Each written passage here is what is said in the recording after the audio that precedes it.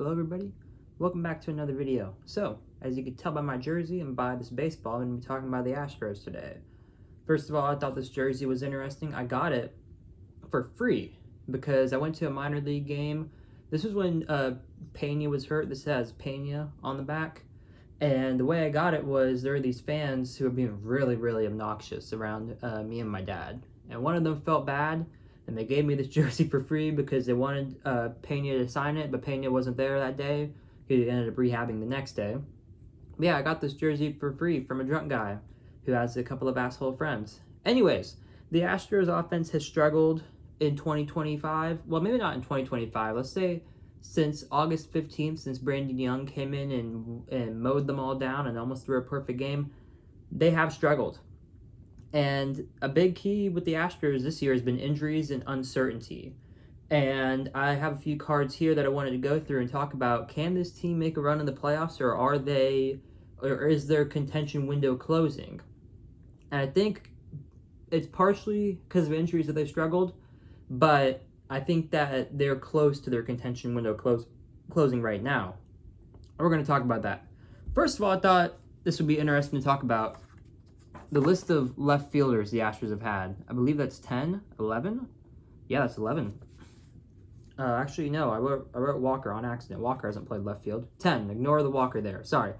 Left fielders for the 2025 Astros: Altuve, Jordan, DeZenzo, Dubon, Hummel, Melton, McCormick, Jesus Sanchez, Trammell, and Whitcomb. Again, I wrote Walker on accident, ignore that. But this kind of shows you how much uncertainty there's been in the outfield. I thought it was funny because entering this season, they instead of calling up some of their minor league outfielders, they taught Altuve to play the outfield, they taught Cam Smith to play the outfield, they taught DeZenzo to play the outfield, instead of calling some guys up. Altuve, many people were curious why he was going to move to left field. I will be frank, I've watched probably more Astros and Rangers games, because obviously, as you can tell from the background, I do live in Texas. I watched more Astros and Rangers game than any other team, than any of the other 28 teams, so I know a decent amount about their teams. And the truth is that Altuve shouldn't be in the field at all. He's not a good fielder. Left field in Dyken Park is where he is least exposed, and that was the idea. He would be a permanent DH if they didn't have Yordan Alvarez. Alvarez, as you know, switches between left field and DH. DeZenzo was another guy they taught to play the outfield to try and get him some playing time because the infield was so full. Dubon, super utility player. Hummel, a AAA guy who I actually really like and respect. He had 17 or 18 transactions this year between the Yankees and the minor leagues, the Orioles, the Astros, and now the Rays. He's been around. I respect someone who continues to chase their major league dreams. Jacob Melton, not looking so good so far. He was in their top 100 for a while until the Astros traded for Cam Smith. I think they had to have every team needed a guy in the top 100 because Melton just was gone right after they traded for Cam Smith. But he should theoretically have some power. He hasn't really shown it this year. He has one extra base hit, I believe, in his career so far. Chas McCormick, versatile outfielder, hasn't really been that good at the plate since 2023. Jesus Sanchez, trade deadline acquisition. Taylor Trammell, an outfielder who was actually with the Yankees and the Dodgers last year, so he got a ring last year no matter who won. He came up when there was a bunch of injuries, and I like Taylor Trammell. I personally, he's one of my favorite Astros. And then Whitcomb, Shea Whitcomb. Never want to have to write Shea Whitcomb on here. At one point, he was like 1 for 21 with one massive home run in Coors Field. When I say massive, I didn't say it won them the game. I mean like it was 470 feet.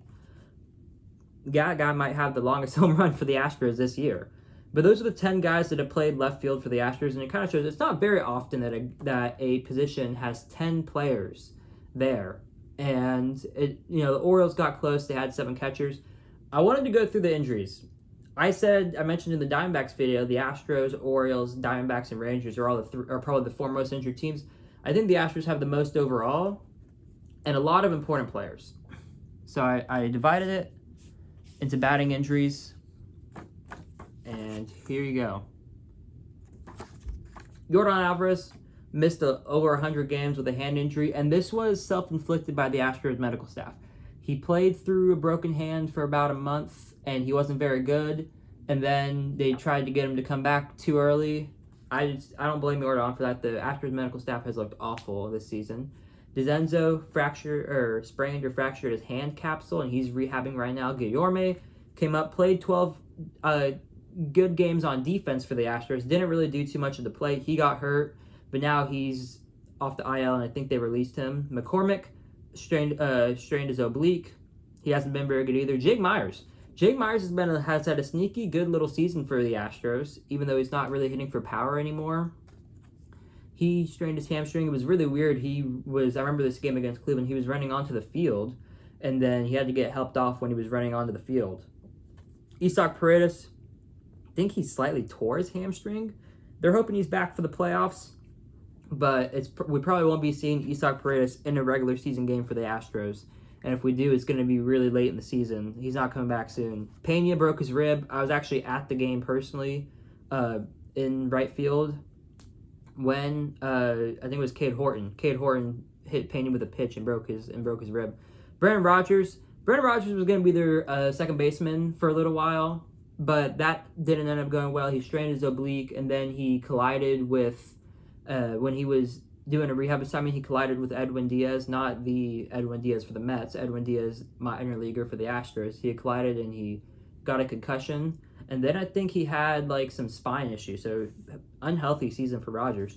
Trammell, he had a hamstring strain, and he missed most of the first 2 months of the season. Then he got hurt and missed about a week because he ran into the outfield wall in Detroit. And then Caratini had a concussion. And not all these guys are important. Guillorme was in. It really got to me because when I was thinking about it, because it was like, okay, this guy's not important in the grand scheme of things. Obviously, I don't want him to be hurt. He's like a guy to replace a player, but if your replacement of an injured player gets hurt, that's not good.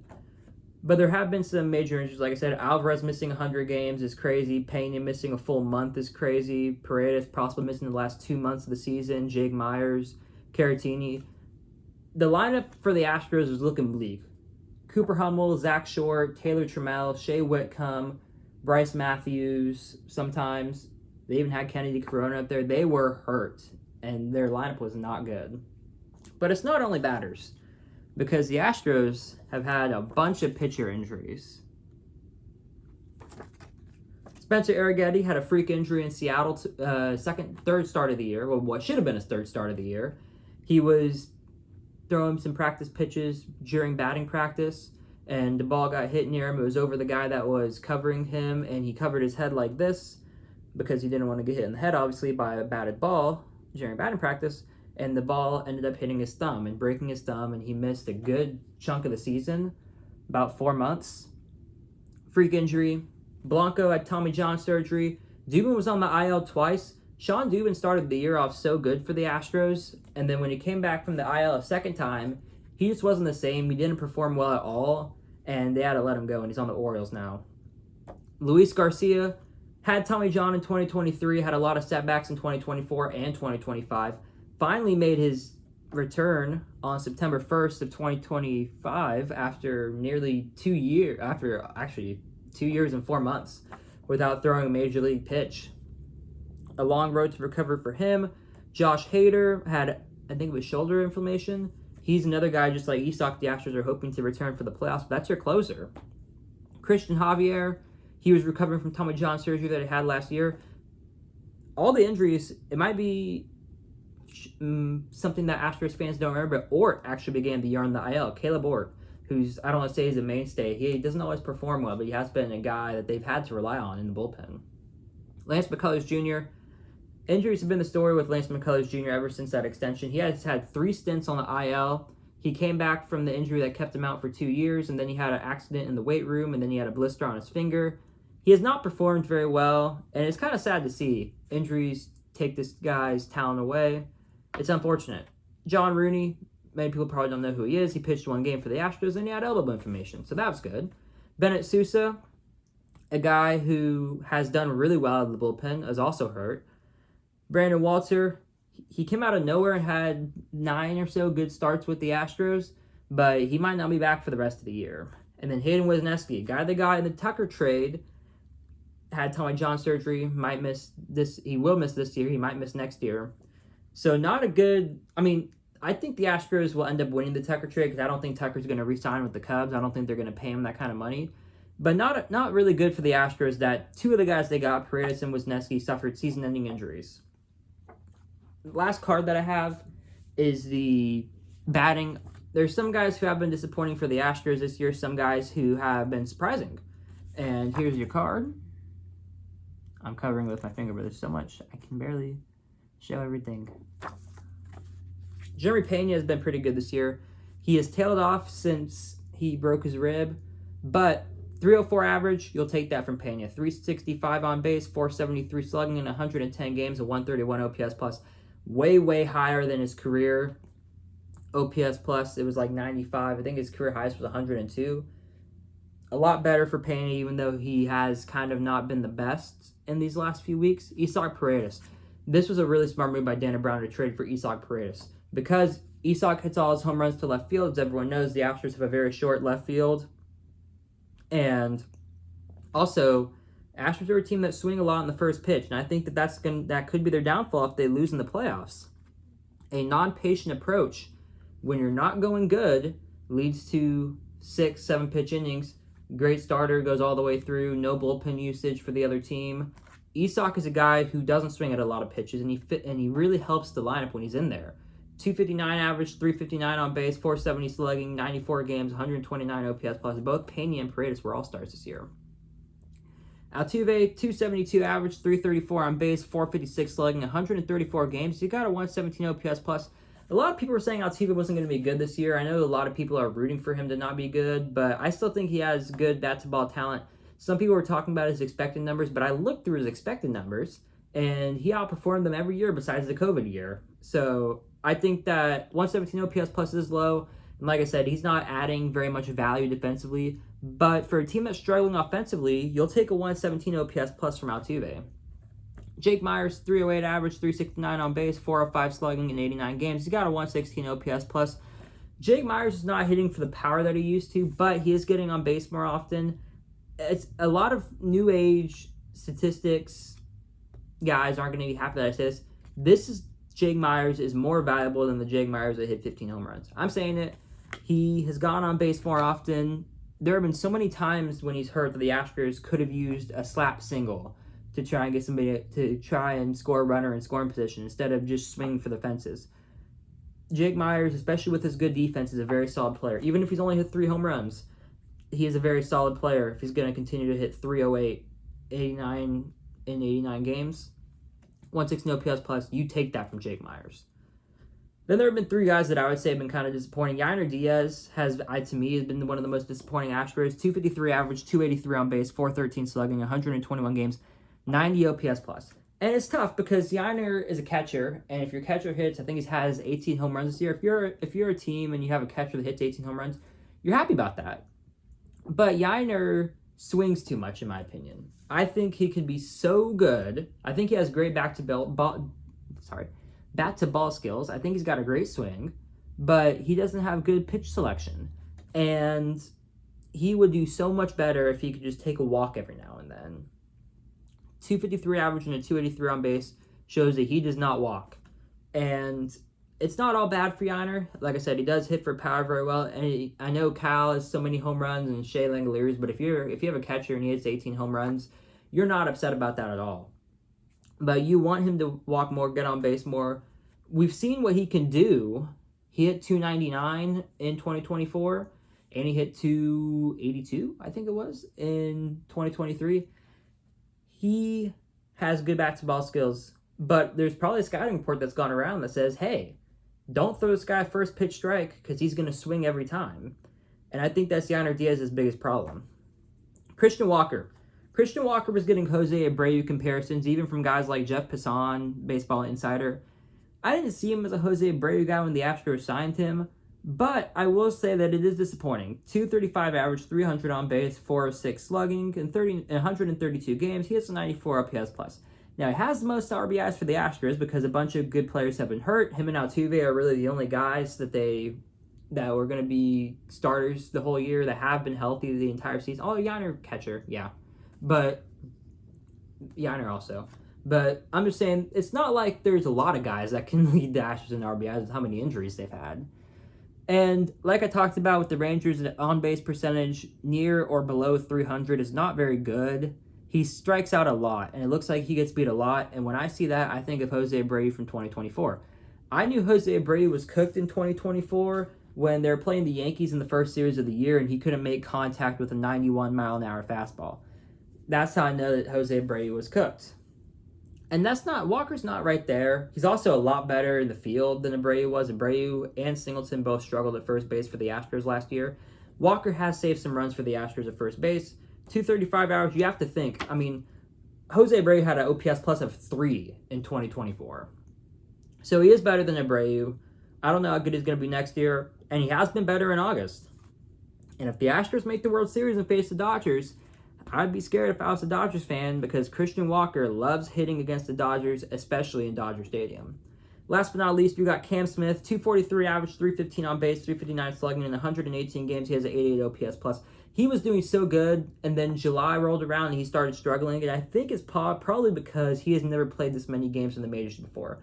If y'all remember, Cam Smith came up 30 games or so after in his minor league career. Came up really quick. And part of it is that the Astros have nobody else. Part of it is he's just a good talent. I think he can hit for power, but 118 games, I think that's catching up to him. I looked at his baseball reference, the most amount of games he had played in a season is 66. So these extra games, it's a lot. And that's why you usually want a guy in the minor leagues a guy to play a few years in the minor leagues. So he's used to playing this amount of games in a season. But I still believe in Cam Smith, but he hasn't looked very good since July started. I don't have a card for the pitching, but I will say that I think the Astros have a good rotation. Hunter Brown, I don't think he's Cy Young caliber season. It's not Cy Young contender. That's going to go to Crochet or Skubal.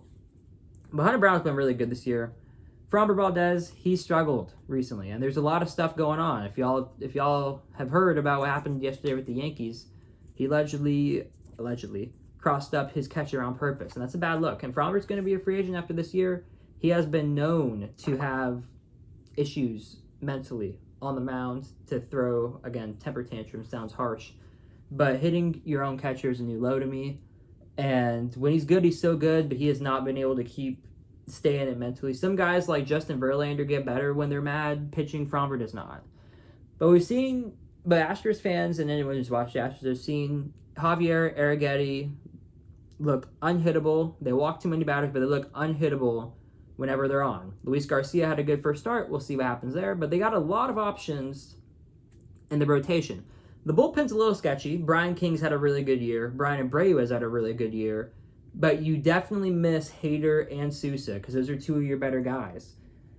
I think if they're going to make the playoffs, the Astros need to have 6 or 7 good innings of starting pitching. They're going to find ways to mix in King, Enyel De Los Santos, find a way to get to Abreu in the 9th inning if Hader's not back.